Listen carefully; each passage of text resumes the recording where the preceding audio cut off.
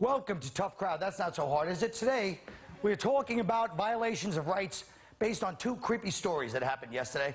The first story is that there's a jail in Macy's for people who are accused of shoplifting. There's a jail where you can actually, if you don't want to deal with the cops, they'll deal with you in there. You pay 5 times the penalty or something. Now, I know how that is. I spent 2 years in Target prison. I'm not kidding.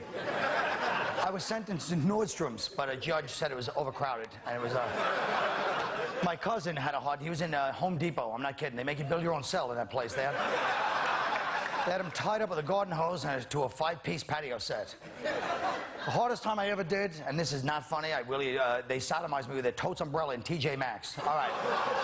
Now, luckily, they brought some body oil at Crabtree and Evelyn, but it was still pretty brutal, you know? All right, story number 2 is there's a New York law professor who resigned after technicians found kiddie porn in his computer. All right, first of all, if you're into kiddie porn, you better learn how to fix your own computer, all right? If this guy is dumb enough to be a pedophile, then he calls them in, hey guys, something's wrong with my files, could you know? He does what he gets. And I believe, here's where the whole death penalty thing, and this is why I think it's important. If you're into kiddie porn, whatever happened, I understand, but I know you missed the loosest interpretation of humanity living together that we possibly could have. So we gotta, you know, just kill you and you re-audition for the human race in a couple of 100 years. You know what I mean?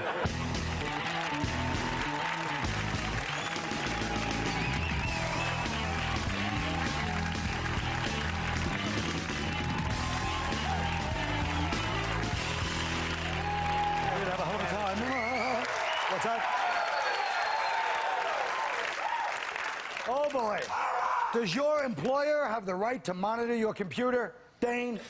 Listen, boss, you can shove a lipstick camera up my ass, you can watch me play mahjong all day long, but if that vending machine is not stocked, if that dwindles down to a bag of stale peanuts and a Charleston chew, I will kill you. All right. Ellen. Well, I never had a job with a computer unless you count the register at that place where they make the 2 old beef patties, special sauce, lettuce, cheese. But if I did and some nosy-ass white bitch supervisor, wait a minute, that's redundant. Anyway, if she found, you know, the nappy-headed Negro that I have found on psychicfriends.com that's going to eat my coochie on Friday, well, I guess that'd be all right. All right. Ready? Jay. Yes. All right. Nick. No, they don't have the right unless you work for the Department of Child Welfare and your idea of Casual Friday is showing up wearing leather chaps and a ball gag. All right, guys. What's a ball gag? Shut up. Those little weird things. I'll tell you, I'd love to have a nice game of mahjong with you guys. Yeah. What the hell was that? Mahjong. Mahjong. That and strong bad. That's like the 2 things everybody does on the. You know, I know, but I'm saying you pronounce it wrong. Mahjong. I said it right. Mahjong. Mahjong. I think we should move on. Mahjong. Mahjong. I'm sorry, I didn't know that I was saying it improperly. Mahjong. Your panic doesn't stop once you hit the stage, huh? You see backstage, it's like Hearts at Darkness. You're on in 5. All right, easy. Jay, is this an infringement on the rights of this professor? Well, I'd like to know where he got his law degree. DeVry? Jesus, this guy's a lawyer, and he's like calling technicians in, like you said, to pull up like his kiddie porn, you know. Whenever I'm around you, Colin, I start talking like you. I mean, you know, all of a sudden. Next thing you know, I think this guy should, he's going to spend the rest of his life in jail because he thinks an 18-year-old is, you know, too masculine. I think that's too lenient. I think he should spend 10 years in jail and have to watch Dane Cook's act. Oh. Holy jeez. It's not DeVry, it's DeVry. Mahjong DeVry. All these are all foreign words. Mahjong DeVry is a French word. Now, do you guys think privacy matters even when you're going after pedophiles? Does it still matter that these guys, they went into his computer, into his, you know, all his files? Which they probably do to everybody to find porno pictures. You would do the same thing if you were a computer tech. Well, now they have software that can track where you've gone on the internet. You don't need that to catch me. Just, you know, pull my shades down, turn on a black light. I got more DNA, you know, on my my mouse pad, you know, than a bedspread at Red Roof Inn. That's a lot of work. You're not supposed to share, right? And I guess that's. It was a beautiful visual. I have no problem with people following where I surf on the web. If you know, if it's general knowledge that I'm on bangbus.com making maps of Hawaii on my own carpet, then God bless America. Bangbus. No, but Nice. Yeah. I think that he should have gotten caught, because if he's a college professor, you know, at NYU, and if he can't intimidate and get, you know, laid the old-fashioned way by intimidating co-eds, you know, then he should get caught. You know, I mean, they're homesick kids, you know, Yeah, and but they they are eat too great. old for him in a way. He likes the little kids. Oh, well, then there's a park across the street. You know, I've been there. Right, Washington Square Park. She's coming up with answers. They're not saying Yeah, the what good I'm ones or the saying. I'm not, solutions. you know. He's already reapplied to be a teacher at a kindergarten. Oh, no. Inside Macy's.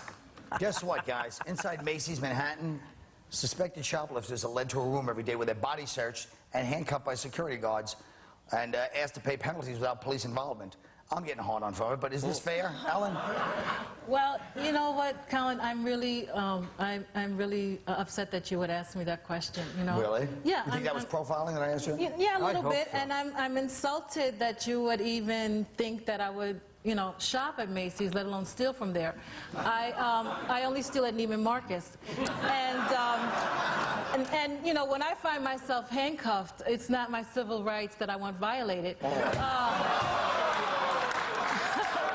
I want the Abner Louima suite, if you know what I'm talking about. Write that down, Nick. Okay, thank you very much. She's not playing games. No, I'm not. I'm not She playing. is not playing games. What about... You know Abner, don't you? Yeah, I'm familiar with his work. So they have their own little... They have their own little court system at Macy's, Yeah. right? That's the issue. Which is good, because our court systems are already clogged, right? Right. But you want to have a trial for, you know, some kid who boosted a George Foreman girl the night before Kwanzaa? Come on, and give him a second. He had to go. Wait a minute. Come Now, on. why are people assuming that the guy that stole the thing is black in that joke? Yeah. It's a white kid stealing it for a black friend. Does that That's mean- how I run it. See that? Does that mean, too, that you need to hire, like, a Macy's attorney? I mean, like, the lady from Ladies Lingerie is now my legal counsel. They have a Jacobian Myers, Bailiff actually. is from Foot Locker. The referee Foot comes in from... Locker is not inside of Macy's. No, it's not. But the referee comes part in of the from Foot mall. Locker to deliver But I'd rather be held in... We don't have malls in New York. I'd rather be held in a pen got at one awful one. Macy's. What's that? I'd rather be held in a pen at Macy's than like a New York pen next to some rapist Muslim. I'd rather be next to like a 6 or 8-year-old Jewish woman who lifted some Tupperware. Wouldn't you? I mean, Well, the point is, should she like that one? See? I'm glad. The hell with it. Look, I thought we had something, you people, you and me. Please don't leave me alone with these people here. We'll be right back.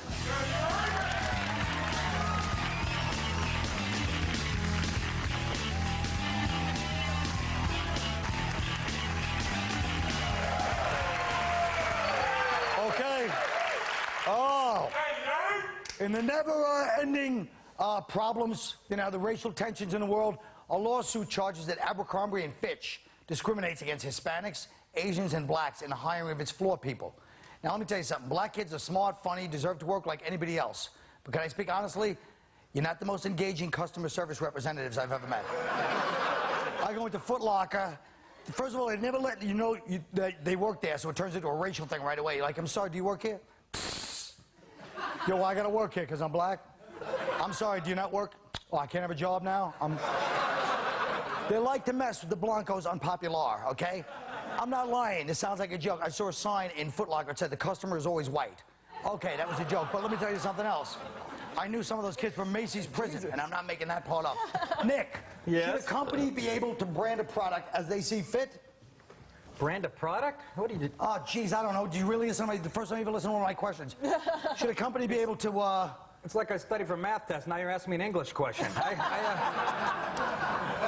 Well, Abercrombie & Fitch was the big article because in Boston, they have 106 whites, 3 blacks, and a Hispanic, which sounds about right to me. But I don't have a problem with the racial makeup. It's the, you know, coloreds-only fitting rooms I thought was way out of line. He's got an important point, but what do you guys think? Should businesses be representational ethnically of all ethnic groups? Should they all have the proportion? Absolutely not. No, absolutely not. Absolutely not. And you know what? We marched. You know, we marched. And we sang the songs. We marched and we sang the songs, and we had the railroad with the woman that got hit in the head, right? And it was not so that we could work at Abercrombie & Fitch folding socks, okay? So that's not like a big thing for us, okay? You know what I'm saying? And Abercrombie & Fitch is Latin for flat ass. Have you ever tried to put on those jeans? They don't fit us, okay? They're not for us, and we want you to have a space that's yours. You know what I'm saying? Thank you. We want you to have a space that's yours. I'm just looking at the photo. I want to know what Woody Allen's wife is doing, boycotting. So, you know, they can't pronounce it. That's why they boycott. Abercrombie & Fitch. I love coming here. Look, if I They went need in a and bigger piece of cardboard. yeah, they do. They ran out of cardboard. Oh, sorry. Look, what would happen right now if I walked down to the village and applied for a job to be a floor manager at Fat Farm? They'd freestyle me out onto the sidewalk. It's true, man. Everything is It's not true. for you. You know what I'm saying? Well, why is It's everything for arrogance you? that you're Let Abercrombie We don't & Fitch- want to work there. I don't know who wrote Apparently this article. I think it was a slow news day. We don't I want to cannot work figure you out. We Pick a don't side of the wanna fence work and stay there. on it. We're so obsessed with diversity. Every commercial, you know, when guys get together to watch football on Sunday, it's not an Eskimo on a sled, an Indian in a headdress. You know what I mean? A Chinese guy with a wok. I mean, geez, it might be 4 white guys watching the game. Can we have that commercial? Or 4 black guys, or 4, you know, Down syndrome kids? Come on. A Portland pizza chain has hired homeless people to wear signs. They're paid in pizza, soda, and a few dollars. They claim they're just trying to help the homeless. Dane, are they exploiting homeless people and robbing them of their dignity? I think that this could get a lot worse. I think what's eventually going to nothing. What's eventually going to happen is big corporations will start, you know, using these homeless guys like, you know, or like race cars or billboards. You know, they'll have like a big Pennzoil patch on their chest, and this guy, Crazy Dougie over here, he's going to be wearing a zestfully clean hat. He hasn't showered in 4 weeks. But even this homeless guy looks like, you know, he's in the damn Spin Doctors or something, you know? Okay, he was in the Spin Doctors, but look, you know what I'm saying? Can't they get a real homeless I thing? love that you said Portland. I mean, let's sum it up. The Pacific Northwest, the place that, you know, they hug trees and give needles out to heroin addicts, are the same people that are going to cure the homeless problem with a Pizzone. And the guy's wearing a weed hat. Like, we don't know where the money's going. Yeah, you're right. Of course he's hungry for pizza schnitzel. He's wearing a weed hat. Good call. Good catch. I guarantee you, after they gave him the pizza, he did ask for money anyway. All right, now this is a subject that I've been wanting to get to for a long time. Six Flags is hosting Ozfest this summer in upstate New York, yet they're banning Marilyn Manson from performing, okay? Now, my personal opinion is Ozzy got him booted off the tour because his kids were probably like, yeah, Marilyn Manson stinks, you know, Dad, you're corny, you know, so he got rid of him. But they're saying it's because of his music as opposed to Ozzy, so this is causing some controversy. Anybody have an opinion on Six Flags? They don't want Marilyn Manson at Six Flags. They don't want the kids throwing up before they go on the roller coaster. I don't get that at all. I don't either, but they laughed. Look, the bottom line is this. Isn't it all over when these guys are playing at Six Flags anyway? Isn't that the danger is gone? That's the big point, right? Like, Marilyn Manson should headline the tour because he was inside Rose McGowan. Yeah, well, that's not. I agree with that. They said they don't want. How did he pull that one? They don't want him there because he has plastic breasts and eye contacts. I guess I'm not bringing my wife to Six Flags. As the wives of Henry VIII tried to say, we'll be right back. I don't get that one either.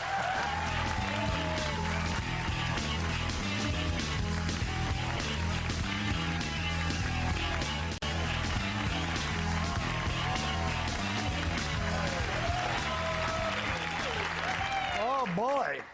Well, with the new round of Bush tax cuts, one phrase that keeps getting thrown around is class warfare. Sure, America has different classes, but the way people are today, it's tough to tell where you fit in. One of the great things about living in India, which I've never done, is it has a caste system. Over there, you're put in a class from birth. Some of you are Brahmins, some of you are Sundras. It's easy to know where you stand. That's why tonight I present the American caste system. All right. Finally, we're going to sort this thing out. I've narrowed it down to 5 castes that cover everyone in this country based on the value assigned to them by society. We're going to go from the highest to the lowest. Now, the very top caste are the Comte. They're called the Comte. All right? Not only are these people rich and famous, They're so high up, they never have to pay for anything. They're always comped. All the details of their lives are taken care of by the people who constantly fawn over them, the personal assistants, the publicists, the nannies, the weird group of friends from high school that never left. People in this cast include J-Lo, Ashton Kutcher, and Donald Trump. These people are so high up, they actually wouldn't come on my show. It's hard to believe. That's the big time. The next cast are the Tuesday Nighters, okay? They can get into the same hot clubs and restaurants as the cast above them, but they have to go on Tuesday night instead of Saturday or Friday night. Now, in between art openings and weekend retreats, these people live in constant fear that someone will mistake them for being in a lower caste. It's this fear that keeps BMW dealerships and stores like the Sharper Image in business. Other people in this cast are like most lawyers and the vast majority of hot girls under 30. 2/3 of the country is in this next cast, the Walmartians. These are the majority. These are people who have spent some part of their week in a Walmart. Loud families, blue-collar single guys, and people who work in office parks are all in this cast. If you've celebrated at least one birthday along with the waitstaff at Applebee's, you probably belong here. All right. Under these people are the ghosts. These seem like regular people until you realize that society puts no importance on them at all. They could just disappear and no one would know. And here you got old people in nursing homes, small-time farmers, the weird uncle who lives in the spare room in your parents' house, and overweight single women who find inspiration in books like Chicken Soup for the Soul. All right.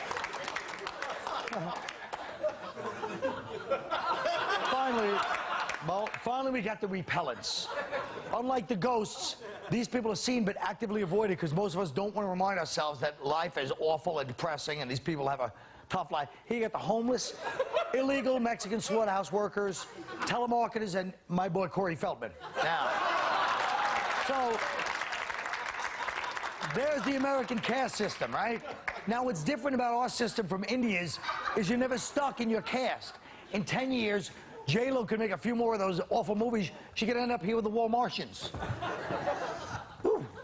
Meanwhile, this guy could develop a heroin problem, end up over here with the repellents.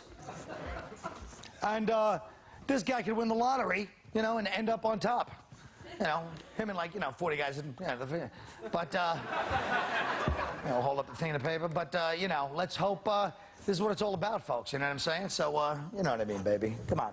Spring Break '89, me, him, Kenny O. No, I didn't mean like that, folks. Jesus. I was saying I knew him. He's, I'm sick and tired of my rep. God bless America. We'll be right back.